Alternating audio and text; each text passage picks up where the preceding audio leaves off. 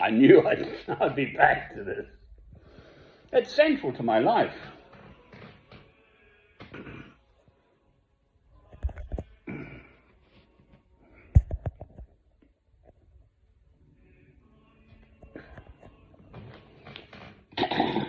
Psalm 37, verses 5 to 7. Commit your way to the Lord. Trust in him, and he will do this. He will make your righteousness shine like the dawn, the justice of your cause like the noonday sun. Be still before the Lord and wait patiently for him. Now, 10:30 now nearly. O Wednesday, the 25th of May 2022, Alnwick, Northumbria, England.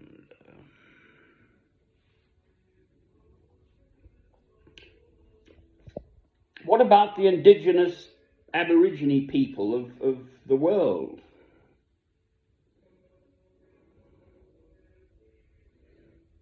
Who've essentially been subsumed, trashed by white Westerners, pretty much.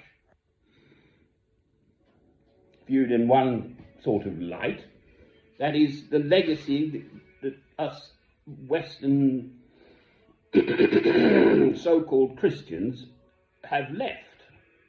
Where's the justice and the righteousness for them? And that's just for starters.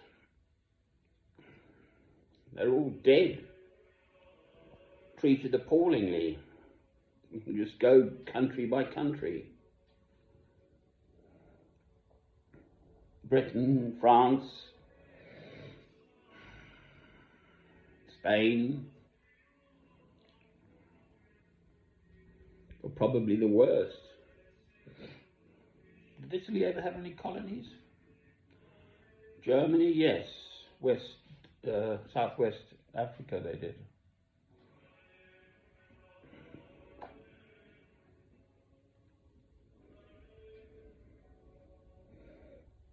The Chinese sort of ethos was that they're the foreign devils and they sort of kept to themselves, whereas us Western lot discovered how to sail and went off and raped and pillaged mostly.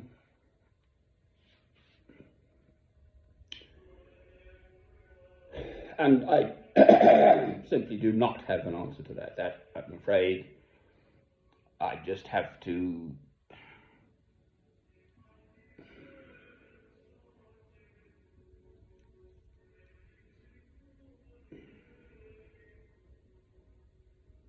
well, it sounds so sort of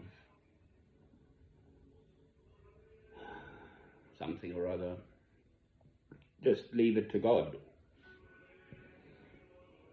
It is not easy to reconcile that level of injustice committed more often than not in God's name throughout the world. So where's the righteousness, God's righteousness shining in those lives? It's not,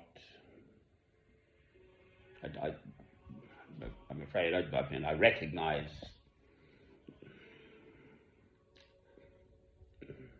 the just complete, utter injustice of it, and I just simply don't have the answer. All I know is in my personal life, then, that is definitely one of the sort of pillars of my daily living faith. I commit myself to the Lord, trust completely in him,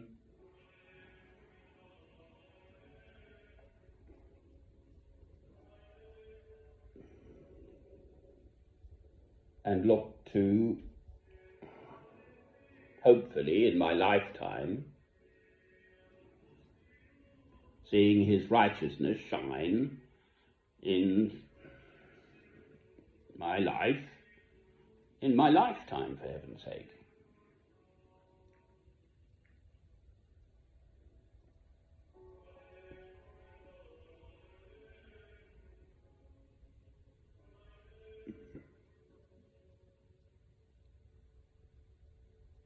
For anyone who knows, my son, Robert Francis, committed suicide at the age of 18. He'd be 29 years old now. So even in my personal life, what I can see is that through that death, the death of my son, God has given me this rock-solid faith. So I've had 32 years since I met my former wife and so on. Robert was actually born on November the 12th, Thursday, November the 12th, 1992, so hence he would have been 30 years old this coming November. And I can see then, actually, I can speak about that because I know in myself how I've been transformed by that matter. It is utterly bouleversé en français. It's totally bulversed, turned my life upside down, inside out,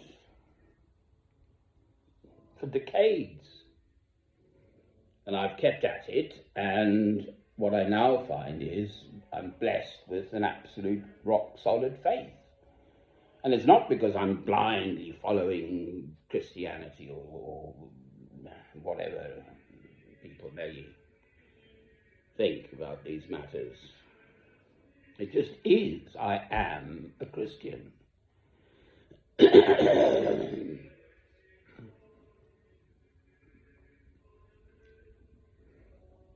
Because Ukraine, which is backing off in the news now,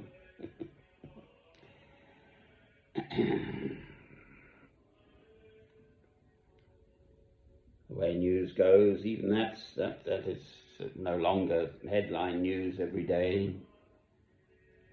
Where's the justice there? The Russians have had monstrous suffering, far greater numbers slaughtered during the purges from the Russian Revolution than ever died. Not that I'm in any way belittling the Holocaust, the Jewish Holocaust. I found myself that these Uyghurs in the Uyghur ethnic group in China, they've just had a big hack of Chinese police records. I mean, they shoot these people on sight. They're showing pictures of them all in their ethnic clothing and all looking big happy faces and stuff, but actually there are a few chaps around with blooming machine guns, and if they don't smile sweetly, they get shot.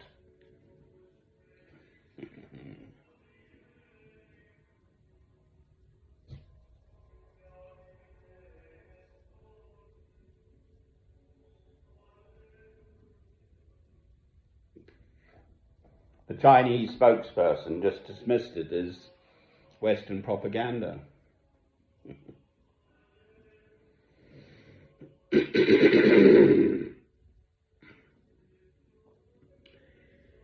There's a very early saint. Is it someone of Hippo, that one?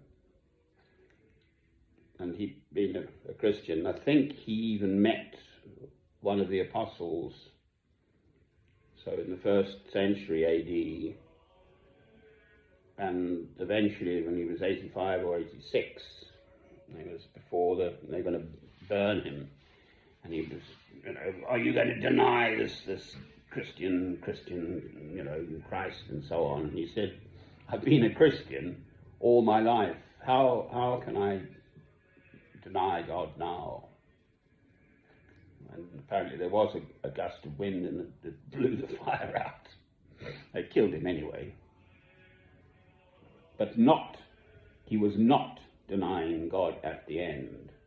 Well, it's only a temporary sojourn, this life of ours. That is one major aspect to this.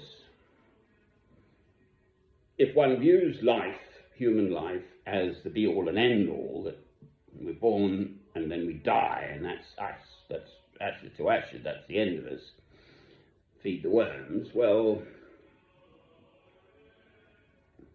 children are on holidays at the moment. There's a small child in the window. He's rather sweet. It's odd.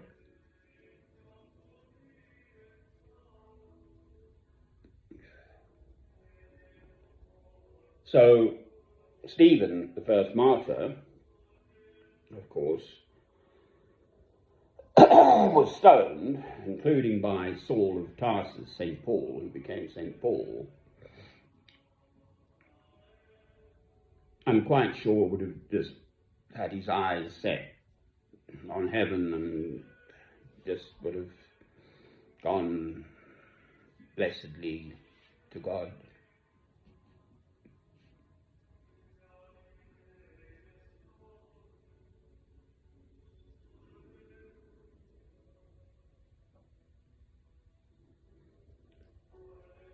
So this life is not straightforward.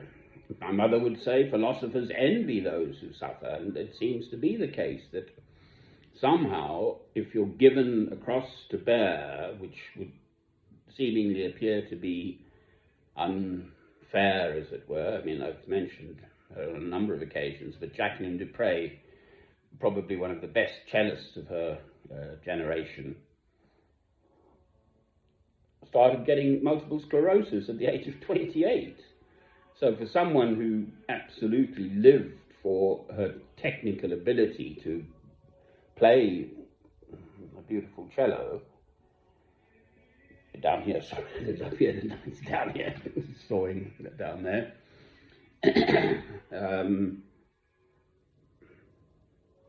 and died only at the age of 42 with multiple sclerosis, which is a...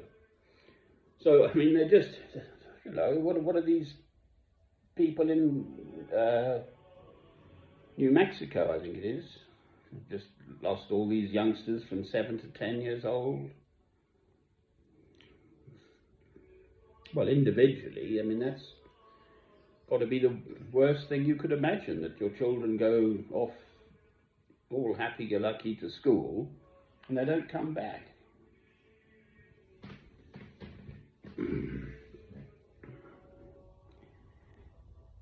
They had some apologist for the NRA, I think that's the National Rifle Association or something, whatever it is, in America, the gun lobby, saying, oh, it's all fine, it's all good stuff, we've got to have our guns.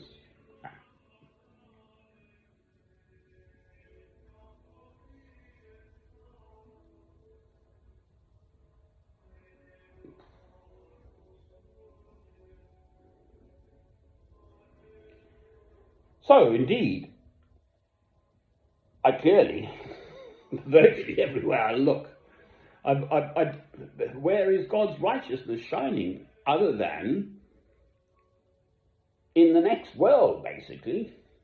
I mean, that seems to be the best answer I'm coming up with, quite frankly, which is cold comfort for those in this earth.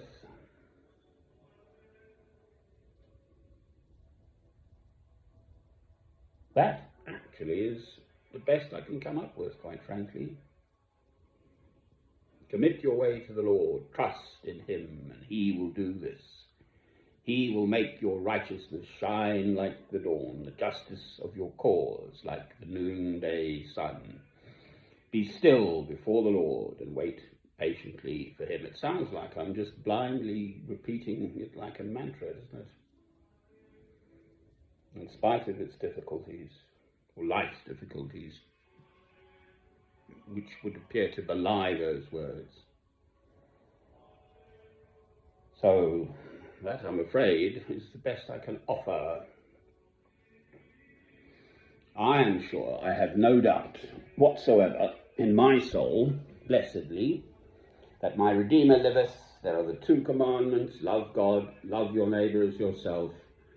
That's why we're here in this earth, to love God through Christ. Amen.